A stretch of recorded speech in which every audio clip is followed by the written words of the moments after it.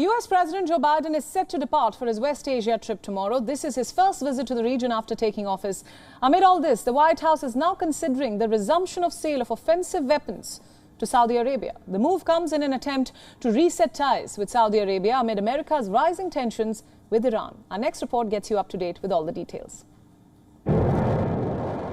The White House is weighing lifting a ban on U.S. sales of offensive weapons to Saudi Arabia ahead of a visit to the region by President Joe Biden.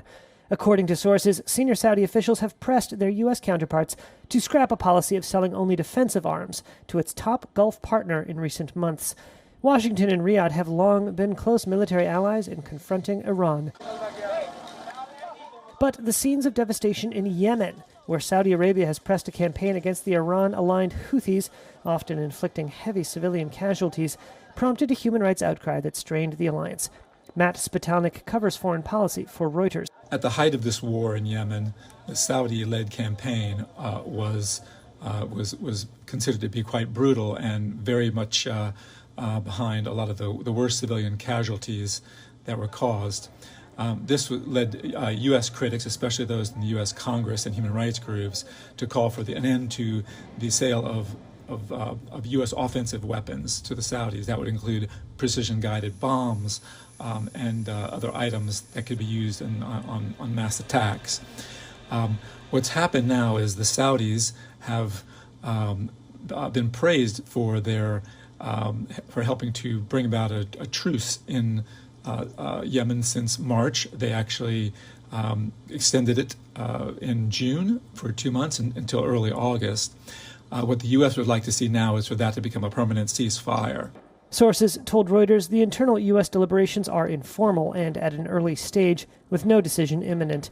But as Biden prepares for a diplomatically sensitive trip, he has signaled that he is looking to reset strained relations with Saudi Arabia at a time when he wants increased Gulf oil supplies, along with closer Arab security ties with Israel to counter Iran. Among the most delicate matters facing Biden is how to greet Saudi Arabia's crown prince, Mohammed bin Salman, or MBS. Once praised as a reformer in the deeply conservative kingdom, MBS has been accused of a widespread crackdown on domestic political opponents. U.S. intelligence believes MBS ordered the kidnapping and murder of a U.S.-based Washington Post journalist, Jamal Khashoggi, who disappeared after entering a Saudi consulate in Istanbul.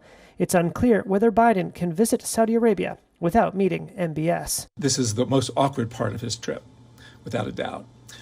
He has been so critical of MBS, who is the de facto leader of Saudi Arabia, over the Khashoggi killing.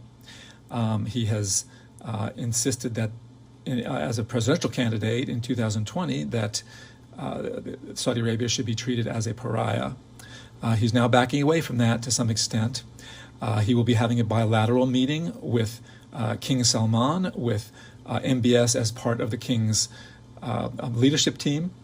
There is the question of whether there will be some sort of handshake or greeting, and there's no knowledge yet of exactly how that will transpire or take place. Biden departs this week for Israel and then flies to Saudi Arabia.